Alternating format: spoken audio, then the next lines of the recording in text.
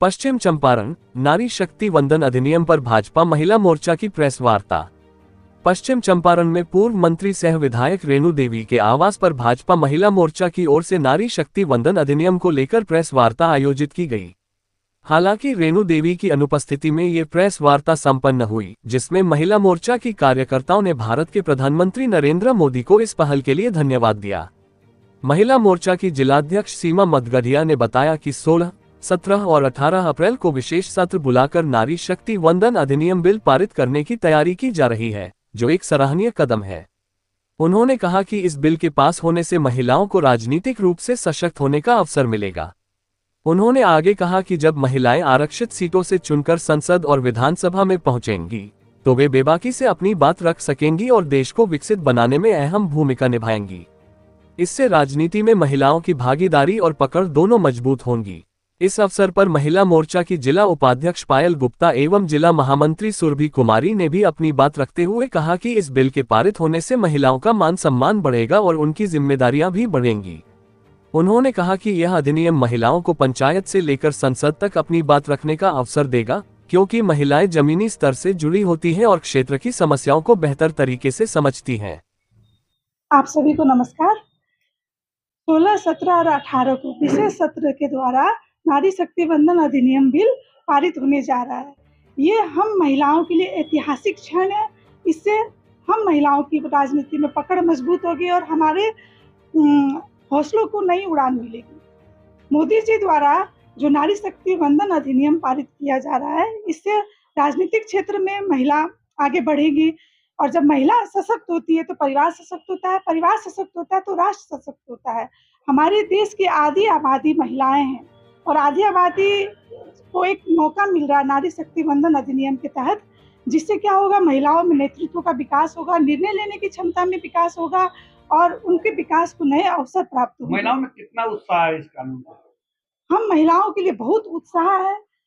ये कानून अगर पास होता है तो हम महिलाएं की एक सीट रिजर्व हो जाएगा, आरक्षित हो जाएगा और हम लोग बेधड़क अपनी बात कह पाएंगे संसद में, विधानसभा में, सब में। जब महिलाएं कहीं भी संख्या बढ़ती है तो बल मिलता है और बल मिलेगा तो हम देश विकास के लिए और ज्यादा अग्रसर होंगे। आप सभी को बहुत बहुत प्रणाम करते हैं। इस अधिनियम के पास होने से महिलाओं में काफी उत्सुकता बढ़ गई है।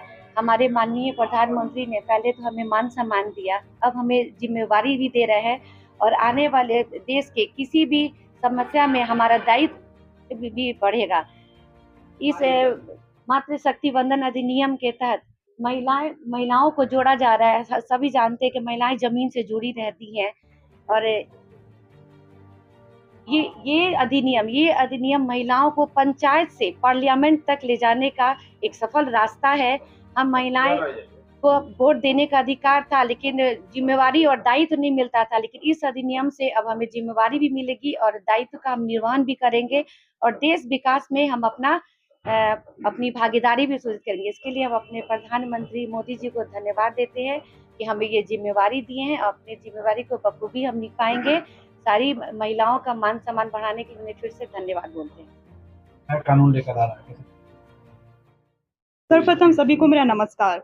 नारी शक्ति वंदन अधिनियम जो है वो इस विधानसभा का 106वां संविधान संशोधन है। हम जहां अपने यहाँ पे भारत देश को भारत माता कहते हैं, वहाँ पे महिलाओं को माता सरस्वती, लक्ष्मी और काली के रूप में देखते हैं। अपनी नदियों को गंगा, सरस्वती और यमुना के रूप में देखते हैं। वहाँ संसद में 2023 में सिर्फ 14% महिलाएं और विधानसभा में 10% भी नहीं थी।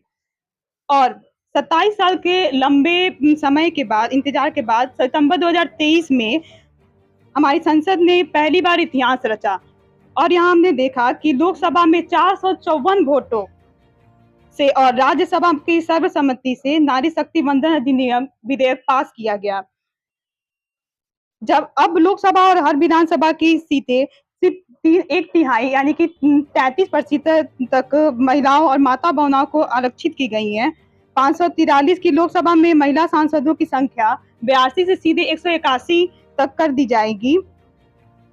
जब हमने देखा कि पंचायतों में महिलाओं को आगे बढ़ाया गया और महिला की गांव की जो महिलाएं सरपंच बनी, उन्होंने नए नए काम किए, जैसे कि वहाँ की शिक्षा व्यवस्था, उसके बाद से शिक्षा, स्वास्थ्य, इन सभी चीजों पे उन्होंने काम किया। हम देखते हैं कि जब महिलाएं एक निर्णायक कुर्सी को ग्रहण करती हैं, निर्णय लेती हैं, तो वो बहुत सारे एजेंडे पे वर्क करती हैं और अपने देश को आगे प्रगति की ओर बढ़ाती हैं। क्या परिचय होगा? मैं Sheela Ranjan, past district governor inner wheel की आज अपना व्यक्त रख रही हूँ कि ये जो मोदी जी के द्वारा ये महिलाओं के लिए सशक्तिकरण हो रही है, ये बहुत ही अच्छी चीज है। हम लोग आज 100 वर्ष से इनर व्हील महिलाओं के लिए ही सिर्फ कार्य करता है, उनको उनके के लिए कि किस तरह उनको उठाया जाए। आज भी महिलाएं बहुत ही ज्यादा दबी हुई रहती हैं। आप देखिए बहुत जगह हम लोग जाते हैं, लेकिन जिस महिलाओं को हम लोग देखते हैं कि बहुत ऊंचा उठी, अब फ्लाइट में बैठी और अनाउंस होता है कि आज पायलट एक लेडी है, तो अपने आप में एक इतना आदमी को ऊंचा महसूस होता है कि देखिए हमारी महिलाएं आज प्लेन को उड़ा रही हैं। तो ये मैं बहुत धन्यवाद देना चाहती हूँ मोदी जी को, क्योंकि हम लोग महिलाएं हैं और महिलाओं से जुड़े हर कार्य को अग्रसर करना चाहते हैं। तो आज मुझे बहुत अच्छा लग रहा है ये बोलने के लिए कि हमारे मोदी जी महिलाओं के प्रति ध्यान दे रहे हैं और हम चाहते हैं कि हमारा ये उनका ये जो उनके चल रहा है कि हम लोग किस तरह इसको करें, ये पूरे देश में व्याप्त हो और सब लोग महिलाओं को एक इज्जत भरी नजर से देखें। और जो महिलाओं आज दब रही हैं, ये बहुत ही दुखद लगता है। किसी महिलाओं को हम लोग दबते हुए देखते हैं या बोल नहीं पाती अपने पीछे, जितना भी उनके घटित होती है उनके ऊपर, ये बहुत ही दुखद लगता है। तो कृपया जो आज मोदी जी इस पे कर रहे हैं, तो हमें बहुत खुशी हो रही है कि आज उनके कारण हमारे देश के प्रधानमंत्री को मैं धन्यवाद देना चाहती हूँ, हम सब महिलाओं की ओर से। क्या नाम होगा आपका? Sheela Ranjan, past district governor inner wheel, district 325। इस कार्यक्रम में उपस्थित हमारे सभी मीडिया बंधुओं को मैं वंदन अभिनंदन करती हूँ और साथ ही माननीय प्रधानमंत्री भाई नरेंद्र मोदी को तहे दिल से धन्यवाद देती हूँ कि हमारे वेद का मंत्र है यत्र नार्यस्तु पूज्यन्ते रमन्ते तत्र देवता। उन्होंने हमारी नारियों को सम्मान दिया और 28 सितंबर 2023 में जो नारी बंधन अधिनियम जो पारित किया, वे धन्यवाद के पात्र हैं। हम महिलाओं की भागीदारी को उन्होंने सुनिश्चित कर दिया। माननीय नीतीश कुमार जी ने जो 33% जो आरक्षण महिलाओं को दिए थे, आज पंचायत से लेकर के संसद भवन तक महिलाएं हमारी काम कर रही हैं, लेकिन संख्या कुछ कम थी। देखिए आज हमारे माननीय प्रधानमंत्री मोदी जी ने जो ये अधिनियम ला करके हमें जो है 50% आबादी को जो है संपूर्ण दायित्व दिया है और हमारी भागीदारी निश्चित की है। हमारे सिविल कानून में भी है कि लड़कियों को पहले हक लेने का अधिकार नहीं था, वे किसी दूसरे पर निर्भर करती थी, लेकिन कानून ने उनको कोपासनर बना दिया। आज मोदी जी ने भी आज ऐसा कर दिया कि हम अपनी बात को स्वेच्छा से रख सकें, हम अपनी बात को कह सकें, हम डिसीजन मेकर बने, हम डिपेंडेंट नहीं रहे। हम भी स्वतंत्र भारत के नागरिक हैं। Fundamental rights are those rights which are fundamental rights. उन्होंने हमारे मौलिक अधिकार का जो है एकदम साक्ष्य रूप हम लोग को दे दिया, इसलिए हम मोदी जी का धन्यवाद ज्ञापन करते हैं।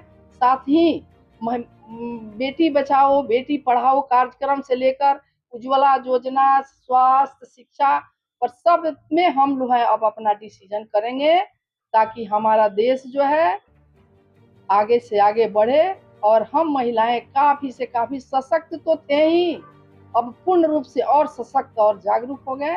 इसी के साथ जय हिंद, जय भारत, जय भाजपा।